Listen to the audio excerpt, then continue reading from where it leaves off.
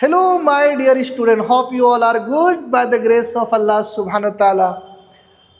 हाँ टाइम भी हो गया ओके राइट तो यूनिट डायमेंशन एंड मेजरमेंट अभी हमारा जो है क्लासेस हो रही राइट नाउ और ये हम फर्स्ट क्वेश्चन ये लिए यहाँ पे और बहुत सारे स्टूडेंट का ये सवाल भी है कि सर अगर नीट 2026 में तो ऐसा क्वेश्चन आ गया कॉन्ट्रोवर्शियल क्वेश्चन है सर।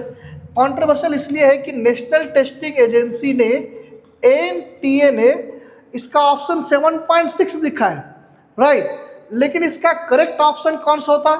करेक्ट ऑप्शन बेटा ये 7.6 होता है। क्यों 7.6 होता है? हमने एनसीईआरटी का ये जो आपको दिख रहा है ये एनसीईआरटी का राउंडिंग ऑफ द डिजिट का जो है ना हमने एनसीईआरटी बुक से ये उठाया है। उन्होंने क्या कहा है और बहुत सारे रेफरेंस बुक यहाँ पे हमने लिखा है कौन कौन सा यहाँ पे रेफरेंस बुक है उसके बारे में भी हम लोग यहाँ पे बात करेंगे और ये प्रूफ करेंगे कि 7.7 ही क्यों होगा।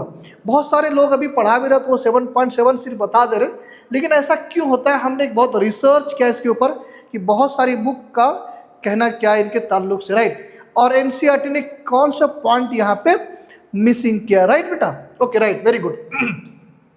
Here see the question here is that एक बेटा एक मेटालिक क्यूब है यहाँ पे और उसकी मासेस दिया हुआ कितना 5.580 kg is measured to be side यहाँ पे कितना दिया 9.7 centimetre keeping the significant figure in view the density of the material of the cube can be expressed x into 10 to the power 3 kg per meter cube।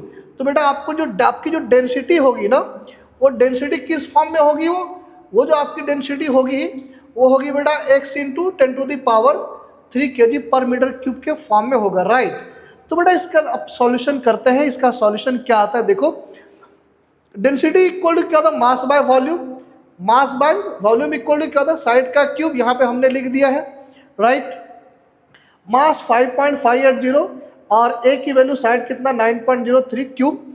चूंकि अभी revision चल रहा है unit dimension and measurement का तो हम यहाँ पे आपको बता दे रहे हैं सारी चीजें point right. After simplification we will get how much 7.654 right. लेकिन देखो बेटा यहाँ पे यहाँ 4 डिजिट है यहाँ पे 2 डिजिट है डिवाइड करेंगे तो कितना आपको 2 डिजिट आता है तो आपका आंसर 2 डिजिट में ही आना है और ऑप्शन भी आपको देखो 2 डिजिट में ही आना चाहिए इसका आंसर राइट ओके राइट। तो बेटा 7.654 यहाँ पे 5 के बाद जो है यहाँ पे 4 एक कैसा है यहाँ पे जो 4 है ये एक नॉन जीरो कॉन्सेप्ट है 4 एक नॉन जीरो है ठीक है। तो अगर कॉन्सेप्ट कहता है रेशनी खेलेडे डीसी पांडे का रूल नंबर 2 जब आप significant and rounding off concept को आप जब रीड करोगे डीसी पांडे एससी वर्मा और एसटीएम वगैरह बुक को और रेशनी खेलेडे का चैप्टर नंबर 1 पेज नंबर 4 पे देखोगे हमने यहाँ पे रखा है। तो उसके अनुसार क्या होता है कि अगर 5 के बाद नॉन जीरो डिजिट है तो हम क्या करेंगे एक ऐड कर देंगे तो ये हो जाएगा 7.7 इंटू 10 to the power 3। लेकिन वो बोल रहा है x की वैल्यू क्या होगी x की वैल्यू कितना होगा 7.7 तो 7.7 इज द करेक्ट आंसर। अब देखते हैं कि एनसीईआरटी यहाँ पे क्या मिस करता है। एनसीईआरटी के अंदर जो कॉन्सेप्ट है वो सिर्फ किसके बारे में बता रहा है एनसीईआरटी क्या बता रहा है यहाँ पे कि in NCERT odd and even concept applied only when last digit is 5 और आफ्टर लास्ट डिजिट इज 0। अगर मान लो जैसे 7.654 है 7.650 है तो यहाँ 5 के बाद यहाँ पे क्या है 0 है तो 5 के बाद अगर 0 रहा तो क्या लिखेंगे 7.6। लेकिन अगर यहाँ पे अगर यहाँ पे क्या रहेगा 7 क्या रहेगा 654 तो 4 यहाँ 5 डिजिट के बाद 4 यहाँ पे क्या है नॉन जीरो है so we have to add here 1 that is answer is 7.7। NCERT सिर्फ किसके बारे में बता रहे हैं ऑड और इवन कॉन्सेप्ट अप्लाई होगा किसके लिए जब 5 के बाद 0 रहेगा और ये 5 के बाद कुछ भी नहीं रहेगा तो ये एनसीईआरटी है। लेकिन एनसीईआरटी ये नहीं बता रहा है कि फाई के बाद अगर नॉन जीरो कॉन्सेप्ट रहेगा, फाई के बाद क्या रहेगा, अगर नॉन जीरो कॉन्सेप्ट रहेगा तब हम लोग कैसा करते। तो ये बहुत सारी किताब है यहाँ पे रेफरेंस के तौर पे, यहाँ पे रेशनी खिलिडे, डीसी पांडे, एससी वर्मा वगैरह है।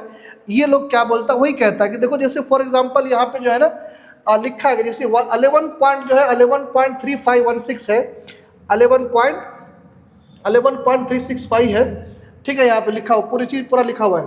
तो राउंडेड क्या होगा, 3 सिग्निफिकेंट डिजिट अगर राउंड करेंगे तो क्या होगा, 5 के बाद देखो ये नॉन जीरो है, 1 नॉन जीरो है, तो एक क्या करेंगे अपन ऐड कर देंगे तो ये क्या हो जाएगा 11.4।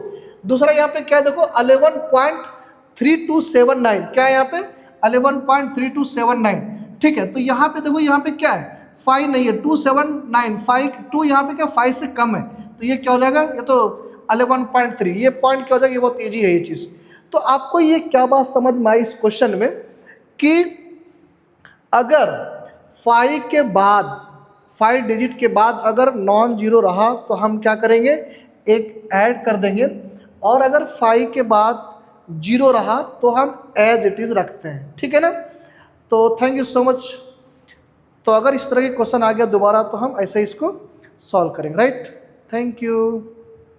और बेटा हमारा जो ये चैनल है अफ़ान नोमानी ऑफिशियल, तो please Afan Nomani official channel को जो है आप लोग लाइक कर लीजिए, सब्सक्राइब कर लीजिए, ताकि हमारा आपको जो नोटिफिकेशन मिलते रहेगा और हम ऐसे ही बहुत सारे क्वेश्चन लेके आएंगे। और जो सवाल होगा वो क्वेश्चन जो होगा बिल्कुल रिसर्च बेस्ड होगा कि अगर हम कोई आंसर ला रहे तो इनका एक रीज़न क्या है, इनके कारण क्या है, क्या रीज़न है कि ये आंसर वही होना चाहिए, ठीक है। Thank you so much.